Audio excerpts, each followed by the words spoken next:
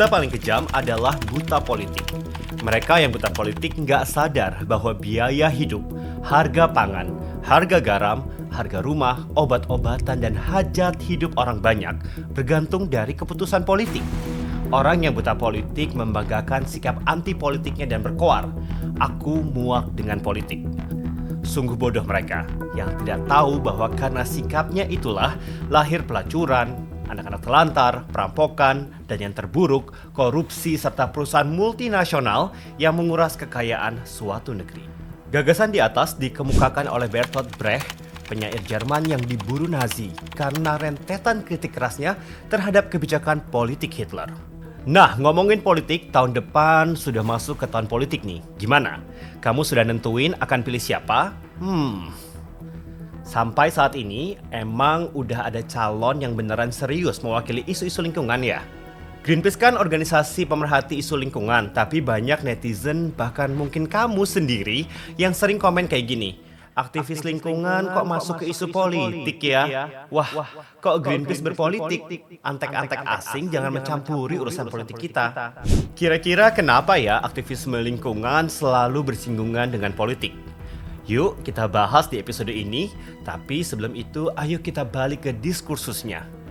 Emang gak boleh ya para aktivis lingkungan menyuarakan gagasan melalui politik? Padahal politik adalah alat untuk mencapai suatu tujuan atau kepentingan secara terhormat, legal, dan demokratis.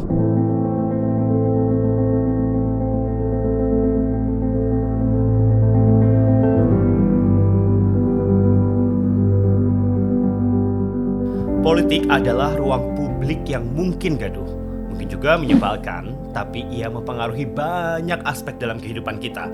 Itu sebabnya beradu taring dalam ruang politik menjadi penting. Penting bagi kita nggak hanya aktivis lingkungan ya, untuk tetap bersuara dalam ruang politik. Kok gitu sih? Agar kebijakan yang diambil pemerintah sebagai pembuat regulasi berpihak pada kepentingan masyarakat luas. Sudah ada UU Cipta Kerja, UU Minerba, hingga revisi UU KPK yang sangat merugikan masyarakat luas dan lingkungan hidup kita. Untuk itulah langkah politis sangat diperlukan. Sejumlah pihak menganggap kerusakan alam terjadi karena rendahnya pengetahuan dan kesadaran masyarakat. Namun, fakta menunjukkan krisis lingkungan terjadi karena orientasi dan motif ekonomi politik dalam mengakses sumber-sumber daya alam. Pemerintah berkomplot dengan pemodal dan mengeksploitasi sumber daya alam. Motif ekonomi politik itu ditambah perilaku koruptif para pengambil kebijakan telah memicu kerusakan lingkungan yang makin masif. Aksi individu tidak cukup untuk menghentikan dan melawan kerusakan lingkungan yang terjadi dan melulu meluas. Pada titik ini, kita perlu mengarahkan telunjuk pada aktor-aktor politik yang berwenang membuat kebijakan di negara ini. Pada semester 1 2022, ICW mencatat ada 252 kasus korupsi dengan melibatkan 612 tersangka. Dari ratusan kasus korupsi tersebut, ada 147 kasus penyalahgunaan anggaran dan ada 7 kasus penerbitan izin ilegal yang berkaitan dengan industri ekstraktif. Negara mengalami kerugian hingga 33,6 triliun rupiah. Eits, nggak sampai di situ. Sebenarnya ada 1.387 kasus korupsi di tingkat penyidikan, namun aparat penegak hukum hanya mampu merealisasikan sekitar 18%-nya aja, yaitu 252 kasus tadi. Gila, kebayang dong kerugian negara pasti jauh-jauh lebih besar daripada prediksi sebelumnya. Lanjut ke isu lingkungan yang gak kalah pelik. 78 tahun merdeka, bangsa Indonesia sudah membabat hutannya sendiri sebanyak 75 kali luas provinsi daerah istimewa Jakarta atau kurang lebih 23 juta hektar. Pada rentang 2000 hingga 2009 aja, Indonesia kehilangan 1,4 juta hektar per tahun. Mayoritas hutan ini dibabat untuk industri ekstraktif, mulai dari batu bara, pertambangan, dan sawit. Pemerintah hanya menghitung cuan dari komoditas apa yang bisa mereka jual tanpa pernah memasukkan kerusakan lingkungan sebagai aspek kerugian. Jadi ya wajar kalau sebenarnya cuan terus. Lah wong kerugiannya nggak pernah dihitung. Aduh.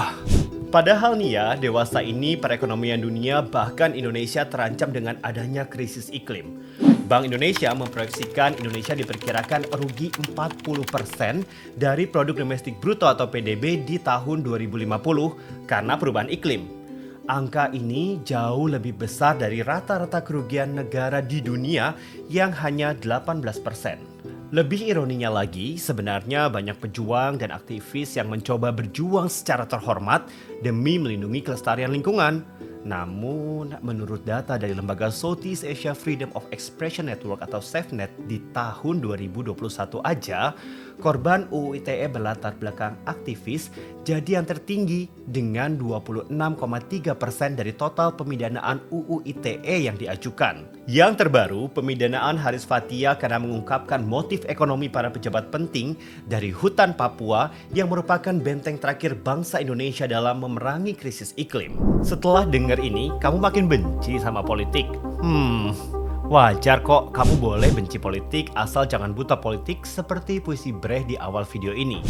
Karena dengan benci, akan ada percikan rasa keresahan di dalam hati kamu. Jika kamu resah, maka niscaya kamu akan bertindak. Tapi coba bayangin deh kalau kamu buta politik. Yang ada, kamu jadi denial dan apatis. Politik di Indonesia kotor bukan karena orang jahat di sekitaran sana, tapi karena orang baik kayak kamu yang memilih untuk bungkam dan tidak bertindak apa-apa sehingga orang jahat dan tamak mendominasi area politik. Karena silent majority-nya memilih untuk bungkam. Nah, pada 14 Februari 2024, kamu nggak cuma ngerayain Valentine bareng Ayang, tapi juga pemilu. Menurut KPU, pemilih pemilu akan didominasi milenial dan Gen Z sebanyak 113 juta suara atau lebih dari 56% suara nasional. Ini berarti lebih dari setengah populasi Indonesia. Itulah mengapa para politisi sampai saat ini jungkal jempalitan mencari simpati dari generasi muda. Sekarang bola liarnya di kamu. Jangan mudah terbawa arus para politisi dan jadilah lebih kritis. Perbanyak literasi dan koneksi supaya kamu lebih bijak saat memilih. Selain lewat pemilu, kamu juga bisa berikhtiar demi ibu bumi dengan berbagai cara lainnya. Berserikat dan berorganisasi di akar rumput, lebih kritis atas segala isu kemanusiaan yang ada di sekitar, dan aktif menyuarakan isu lingkungan di sosial media. Oke, sampai di sini dulu ya monolog podcast kali ini ya Sobat Lingkungan. Kamu bisa dengerin obrolan lainnya di podcast Ngobrol Lingkungan via Spotify atau channel YouTube Greenpeace Indonesia.